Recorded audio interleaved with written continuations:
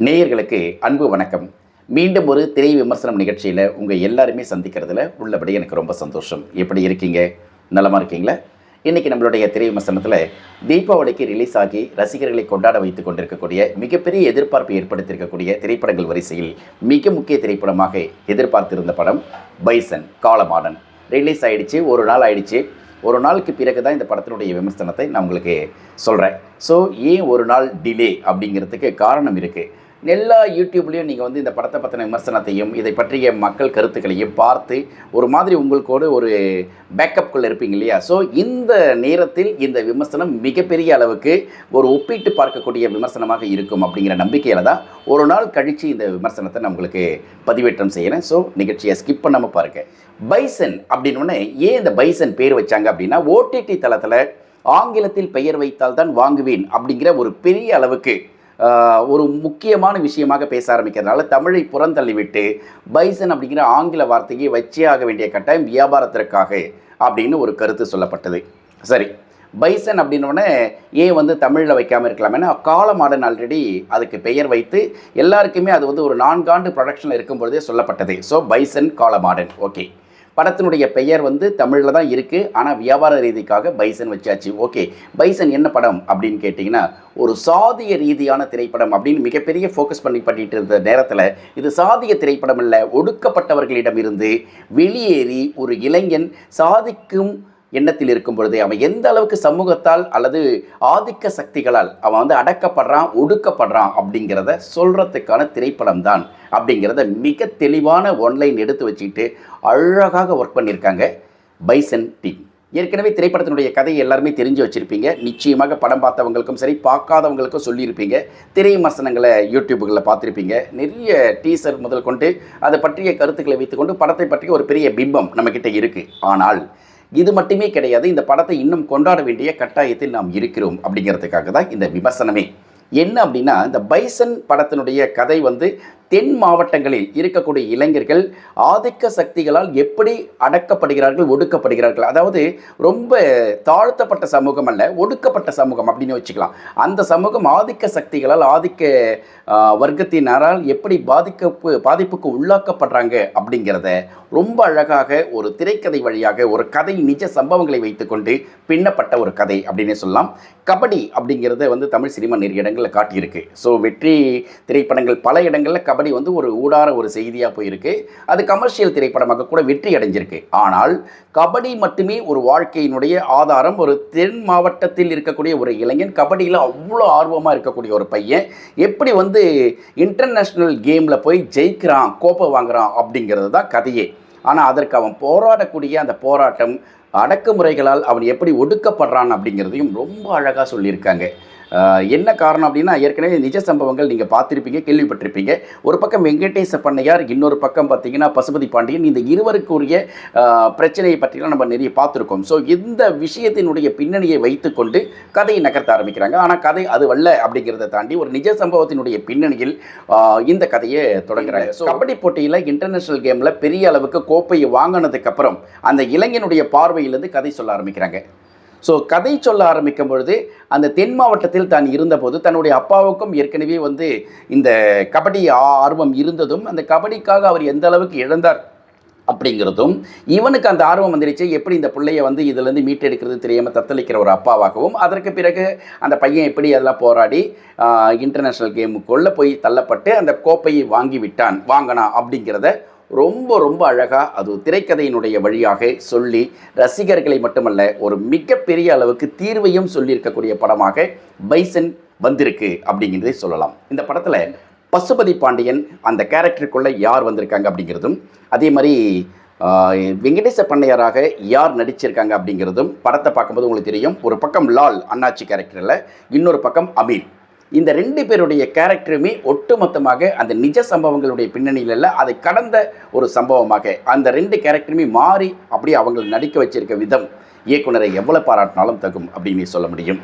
அதே மாதிரி இந்த படத்தில் வந்து அப்பாவாக, அதாவது கதாநாயகனுடைய அப்பாவாக நடிச்சிருக்கக்கூடிய பசுபதி சான்ஸே கிடையாது. ஒரு அப்பா எப்படி இருக்கணும் அப்படிங்கிறதும், ஒரு கபடி போட்டியில் தன் பையன் வந்துட்டான், தனக்கு ஏற்கனவே கபடி ஆர்வம் இருந்தது, தன்னுடைய அப்பாவுக்கும் இருந்தது, தன்னுடைய பரம்பரையாக இருந்தது, இவனுக்கும் வந்துடுச்சே, இதனால் என்ன இழக்க போகிறான் தெரியலையே புள்ள அப்படின்னு சொல்லிட்டு பரிதவிப்பும், பிள்ளைக்கு ஏதாவது செஞ்சிடணும் அப்படின்னு நினைக்கக்கூடிய அப்பனாகவும் பசுபதி நடித்திருப்பது படத்தினுடைய உச்சகட்டமான நடிப்பு அப்படின்னு சொல்லலாம். அவருக்கு நிச்சயமாக எல்லா சேனலுமே சொல்கிற மாதிரி தான் நம்மளும் சொல்ல போகிறோம். அவருக்கு தேசிய விருது காத்திருக்கிறது, அல்லது தமிழக விருது காத்திருக்கிறது. ஒரு மிகப்பெரிய விருதுக்குரிய நடிகராக அவர் இருக்கார். இந்த பக்கம் லால் அண்ணாச்சி உயர் ஜாதி பின்னணியில் இருந்தாலும் கூட ஒரு கபடி போட்டியில் ஒரு பையன் ஜெயிச்சிட்டான் அப்படிங்கிற ஒரே ரீசனுக்காக அவன் மீது அவர் ஆர்வத்தை காட்டும்போது அந்த அவர் காட்டக்கூடிய கரிசனமும், ஆனால் ஆதிக்க சக்தியினுடைய அடையாளத்திற்குள் தான் இருக்கிறதுனால இது ஒரு பெரிய பிரச்சனையாக உருவாகுமேன்னு சொல்லிட்டு காட்டக்கூடிய வெளிப்பாடும் அந்த நடிப்புக்குரிய நடிகனை மிக அழகாகவே கண்ணியப்படுத்தியிருக்கு. அதில் லால் வந்து ரொம்ப மிளிர்றார். இந்த பக்கம் அமீர் வந்து நடிப்பு, அவருடைய உடல் மொழி, அவருடைய பேச்சு, அவருடைய தோரணை, அவருடைய அந்த பின்னணி பங்களிப்பு எல்லாமே வந்து படத்திற்கு மிகப்பெரிய தைரியத்தையும் அந்த படத்தை தூக்கி சுமக்கக்கூடிய கேரக்டராகவும் இருக்குது. ஸோ அமீருடைய கேரக்டர் சச் ஒண்டர்ஃபுல் அப்படின்னு சொல்லலாம். கதாநாயகியாக நடிச்சிருக்கக்கூடிய அனுபமா பரமேஸ்வரன் ரொம்ப அழகாக நடிச்சிருக்காங்க. வயது முதிர்ந்த ஒரு பெண்மறை, அதாவது ஒரு கதாநாயகனோட ஒரு 2-3 வயசு பெரியவங்க. ஒரே காஸ்டியூம் தான் படம் முழுக்க அப்படிங்கிறது ஒரு பக்கம் இருந்தாலும் கூட அவங்கள வந்து அந்த படத்துக்குள்ளே நிப்பாட்டி லவ் பண்ணுற சீனுக்குள்ளார, உன்னை விட 3 வயசு பெரியவ 2 வயசு பெரியவ, என்னடா வயசு பெருசில் ஒரு பெரிய விஷயமாடா, காதலுக்கெல்லாம் ஒரு வயசு தேவையா அப்படின்னு சொல்கிற அந்த விதமும், அந்த காதலுக்கே உரிய சமிங்கையும், அந்த விஷயம்லாம் ரொம்ப ரொம்ப பொயட்டிக்காக பண்ணுறாங்க. அனுப்பமா பரமேஸ்வரன் வந்து இந்த படத்தில் ஸ்கோர் பண்ணியிருக்காங்க. அவங்க முந்தைய படங்களை விட இந்த படம் அவங்களுக்கு ஒரு தனித்துவமான படமாக இருக்குது அப்படின்னே சொல்லலாம். அதுக்கப்புறம் வந்து உதிரி கேரக்டர்கள்னு பார்க்கும்போது கிங்ஸ்லி ஒரு பக்கம் இருக்கார், இன்னொரு பக்கம் அழகன் பெருமாள் இருக்கார். இவங்கெல்லாம் நல்லாவே நடிச்சிருக்காங்க. சரி, ஓகே, படத்தினுடைய கதாநாயகனை பற்றி எல்லாருமே சொல்லிட்டாங்க. நான் என்ன பெருசாக சொல்ல போகிறேன் அப்படின்னா, விக்ரமுடைய மகன் துருவ் விக்ரம் இந்த படத்தில் கதாநாயகனாக நடிச்சிருக்கார். அவர் தான் காலமாடன் அப்படிங்கிற அந்த படத்தினுடைய ஒட்டுமொத்தமான ஸ்ட்ரென்த்து அவரை ஒட்டி தான். ஆனால் அவர் அல்ல இந்த படம், எல்லா கேரக்டரும் நடிச்சிருக்காங்க, அவரும் நடிச்சிருக்கார். அப்படிங்கிறத தாண்டி அவர் கபடி விளையாடக்கூடிய ஒரு இளைஞனாக, ஒரு ஒட்டுமொத்தமான கதையினுடைய நாயகனாக எழுந்து நிற்கிறார். பிரம்மாண்டமான ஒரு நடிப்பு. துருவ் ஏற்கனவே நடித்த படங்கள்லாம் பார்த்திங்கன்னா பெருசாக சொல்லிக்கிற மாதிரி இல்லை. ஒரு சாக்லேட் பாய் மாதிரி, ஒரு லவ் பொயட்டிக்கான ஒரு படங்கள், இது மாதிரியான படங்கள் நடித்தார். இந்த படம் தான் தன்னுடைய அப்பாவை போலவே, எல்லா யூடியூபரும் சொல்கிற மாதிரி தான், தாய் 8 அடி பாய்ஞ்சா குட்டி 16 அடி, தாய் ஏற்கனவே 16 அடி பாய்ஞ்சிடுச்சு, அப்போ குட்டி 32 அடி தான் பாயும் அப்படிங்கிற மாதிரி இவர் மிகப்பெரிய அளவுக்கு பாய்ச்சலை ஏற்படுத்தியிருக்கிறார் இந்த பைசன் மூலமாக. கபடிக்காக அவர் எடுத்த பயிற்சி இருக்கு இல்லையா, 4 ஆண்டுகள் இந்த படத்தை எடுத்தாங்க அப்படின்னு சொல்லும்போது 4 வருஷமாக அவருடைய பயிற்சியும், அந்த உடல் மொழியும், அந்த இறுக்கமும், அந்த டைலாக் டெலிவரியும், ஒரு இடத்துல கூட தம்பி சிரிக்கவே மாட்டேங்கிறான். அப்படியே ஒரு மாதிரி இறுக்கமான ஒரு மனநிலையோடையே இருக்கிற மாதிரியான ஒரு இது. ஏன்னா அந்த தென் மாவட்டத்துடைய இளைஞர்கள் எந்த அளவுக்கு ஆதிக்க சக்திகளால் தங்களுக்கு திறமையே இருந்தால் கூட திறமை மேலுக்கு வரும்பொழுது அந்த மேல் வரக்கூடிய திறமையை எந்த அளவுக்கு ஒடுக்கப்பட போகிறோம், அடக்கப்பட போகிறோம், எப்படி இதிலேருந்து சமாளிக்க போகிறோம் அப்படிங்கிற ஒரு இதற்கு காஷன்ஸ் இருக்கும் இல்லையா, அந்த காஷனோடையே ட்ராவல் பண்ணுற அந்த ஃபேஸ், அந்த ரியாக்ஷன், அது அப்படியே வந்து படத்தில் வந்து பிரதிபலிக்கிறார் துருவ் விக்ரம். இப்போ இனிமேல் விக்ரம் அப்படிங்கிறத கூட கட் பண்ணிட்டு துருவ் அப்படின்னு சொன்னாவே நம்மளுக்கு தெரியும், இனி வரக்கூடிய படங்கள் மிகப்பெரிய வெற்றிக்குரிய படமாக, வெற்றிக்காலக்குரிய நடிகராக அவர் வந்து தெரிவார் அப்படிங்கிறது இந்த படத்தின் மூலமாக தெரியுது. கதாபாத்திரங்களை பற்றி பேசிகிட்டு இருக்கும்போது இந்த படத்துக்கு மிகப்பெரிய முக்கியமான பலம் அப்படின்னு கேட்டால் இசைன்னு சொல்லலாம். இசை வந்து இந்த படத்தை தூக்கி நிப்பாட்டே இருக்குது. நிவாஸ் கே பிரசன்னா, பொதுவாக நிவாஸ் கே பிரசன்னா கொஞ்சம் வித்தியாசமான இசையமைப்பாளர் அப்படிங்கிறத கடந்து இந்த படத்தின் மூலமாக ஒரு தவிர்க்க முடியாத இசையமைப்பாளராக அடையாளப்படுத்தியிருக்கார் நிவாஸ் கே பிரசன்னா. படத்தில் அவருடைய ஸ்கோர் சூப்பர். படத்தில் வரக்கூடிய பாடல்கள் எல்லாமே மாண்டேஜஸ் சாங் தான். பாடல்கள் முக்கால்வாசி பாடல்களை மாரி செல்வராஜ் எழுதியிருக்கார். ஒரு பாட்டு வந்து அறிவு எழுதியிருக்கார். அறிவு ஒரு சில பகுதிகளில் இன்சர்ட் பண்ணியிருக்கார் அவருடைய வார்த்தைகள் வழியாக.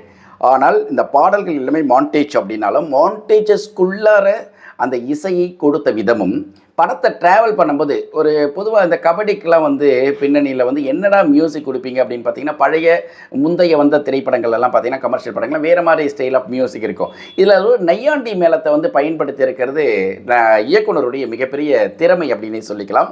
அப்படிப்பட்ட ஒரு வேலையை மிக அழகாக செய்திருக்கக்கூடிய நிவாஸ் கே பிரசன்னா படத்தினுடைய ஒன் ஆஃப் த தூண், பில்லர்னே சொல்லிக்க முடியும் என்னால்.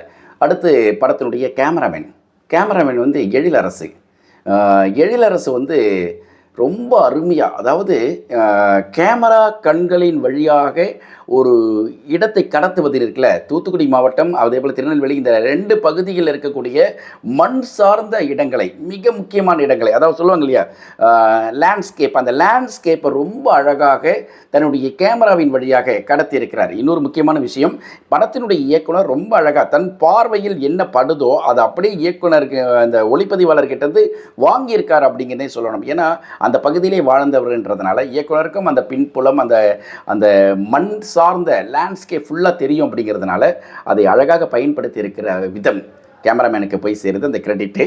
அதே மாதிரி படத்தொகுப்பாளர் சக்தி திரு எடிட்டர், ஸோ அவருடைய பங்களிப்பு படத்தை மிகப்பெரிய அளவுக்கு சேர்க்குது. ஏன்னா படத்தை தொடங்க ஆரம்பித்து படத்தை முடிக்கிற ஸ்டேஜ் வரைக்கும் எங்கேயுமே தொய்வு இல்லாத எடிட்டிங், அதுதான் ஒரு பெரிய பலம். ஒரு இயக்குனர் கொண்டாடுறது மட்டும் இல்லை, அந்த இயக்குனருக்கு துணையாக எங்கேயுமே என்னுடைய வேலையை நான் பண்ணுறேன்ல சார், நீங்கள் என்ன நினைக்கிறீங்க சொல்லுங்கள், நான் பண்ணுறேன், உங்களுக்காக நான், எனக்காக நீங்கள் இல்லை, உங்களுக்காக நான் அப்படின்ற மாதிரியே போட்டு படத்தை தூக்கி 2 பேருமே ட்ராவல் அப்படி பேலன்ஸ் பண்ணி நிற்கிறீங்க பாருங்களேன், சான்ஸே இல்லை. சக்தி திரு இந்த படத்தில் வந்து ரொம்ப கவனப்படுத்தக்கூடிய ஒரு படத்தொகுப்பாளராக தெரிகிறார் எனக்கு. கதை, திரைக்கதை, வசனம், பாடல்கள், இயக்கம் செய்திருக்கக்கூடிய மாரி செல்வராஜ். உண்மையாகவே மாரி செல்வராஜுடைய ஆரம்ப காலத்து படம் பரியேறும் பெருமாள், எம்இபிஎல், மேலே ஒரு கோடு, இந்த படத்தில் பார்த்தபோது இருந்த ஒரு மாரி செல்வராஜ் அப்படியே கர்ணனில் வந்து, அதற்கு பிறகு அப்படியே அடுத்த கட்டத்தில் பார்க்குறம மாமன்னன் ஆகட்டும், அதுக்கப்புறம் வந்து வாழையாகட்டும், இப்போ வந்திருக்கக்கூடிய இந்த படம். ஸோ அவருடைய தொடர்ச்சியாக வரக்கூடிய படங்கள் எல்லாவற்றிலும் ஒவ்வொரு விஷயக்கும் பேசும்போது மாரி செல்வராஜ் ஒரு பிராண்டட் இயக்குனராக மாற்றப்பட்டார். ஏன்னா அவர் வந்து சாதிய இயக்குனர் அப்படிங்கிற மாதிரி ஒரு முத்திரை குத்தி, ஏன் இருக்கிற விஷயத்தை மறுபடியும் கிளறீங்க அப்படின்ட்டு. இல்லை, எனக்கு வழி இருக்குது, அந்த வழியை நான் சொல்கிறேன் அப்படிங்கிறது ஒரு இயக்குனருடைய கட்ஸ். அந்த வேலையை மாரி செல்வராஜ் மிக அழகாக செய்திருக்கார். அது மட்டும் இல்லை, அவர் ஒரு இயக்குனராக மட்டும் இல்லை, ஒரு நல்ல எழுத்தாளர் அப்படிங்கிறதுனால அவருடைய திரைமொழி இந்த படத்தில் மிக அழகாக செயல்படுத்தப்பட்டிருக்கு அப்படின்னு சொல்லலாம். ஏன்னா முன்னாடி இருந்த படங்களுடைய திரைமொழியை விட இந்த திரைமொழி ரொம்ப அற்புதமாக இருக்குது.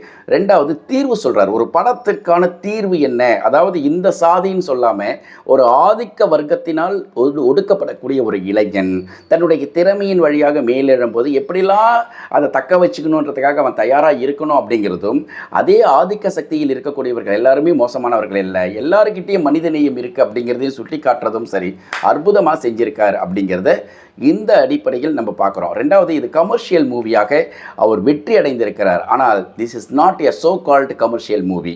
சோ கால்டு ஃபிலிம் அப்படிங்கிற அந்த ஒரு இது இருக்குல்ல, கிராமர் இருக்குல்ல, அதை உடைத்திருக்கிறார் நம்மளுடைய மாரி செல்வராஜ். என்ன காரணம் அப்படின்னா, தமிழ் சினிமாவிலேயே வந்து ஒரு 4 ஃபைட்டு, அப்புறம் ஒரு 5 பாட்டு, 2 குத்து, ஒரு டபுள் மீனிங்கான வசனங்கள், இப்படிலாம் போயிட்டு இருந்தால் தான் சினிமா அப்படிங்கிற ஒரு பிம்பம் இருக்கு இல்லையா. அந்த ஒரு சினிமா கோடம்பாக்கத்துக்கே ஒரு பிம்பம் வச்சுருக்கோம் இல்லையா, இதுதான் சினிமா, இப்படி இல்லைனா சினிமா இல்லை. இதை பற்றி கூட நிறைய யூடியூபர்ஸ்லாம் பேசியிருக்காங்க. ஸோ இதெல்லாம் இருக்குது. ஆனால் அதல்ல, அது பண்ணுறதுக்கு ஆட்கள் இருக்கிறாங்க. அது எதுக்கு நான் வரணும், நான் வந்து வேறு அப்படிங்கிறது தான் ஒரு இயக்குனருடைய அழகு.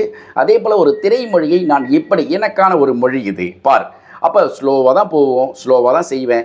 ஒரு சீன் என்ன பண்ணுது, அந்த சீன் வந்து நீ பார்த்துக்கோ, நான் வந்து துருத்திட்டு வந்து அஸ் இயக்குனராக வந்து நான் சொல்ல மாட்டேன் அப்படிங்கிற ஒரு கட்ஸும், ஒரு திரைமொழிக்கான தெளிவும், ஒரு கலைஞனாக, ஒரு படைப்பாளியாக மிக அழகாக மிளிர்கிறார் மாரி செல்வராஜ். ஒட்டுமொத்தமாக பைசன் எனக்கு ரொம்ப பிடிச்ச படமாக இருக்குது. ஸோ நேரம் கிடைச்சுன்னா தியேட்டரில் போய் பாருங்கள். இந்த தீபாவளி கொண்டாட்டத்திற்கு உகந்த படம். தீபாவளி கொண்டாட்டம்னா ஜாலியாக இருக்கணும், என்டர்டெயினாக இருக்கணும் அப்படிலாம் நினைக்காதீங்க. வலி நிறைந்த படமாக இருந்து ரொம்ப அழகாட்சி படமாக இல்லை. படம் வந்து உங்களை நிமிர வைக்கும், உங்களுக்கு ஒரு தன்னம்பிக்கையை சொல்லிக் கொடுக்கும் அப்படிங்கிறத மட்டும் என்னால் ஆணித்தரமாக சொல்ல முடியும். ஸோ பைசன் வெற்றி அடைந்திருக்கிறது.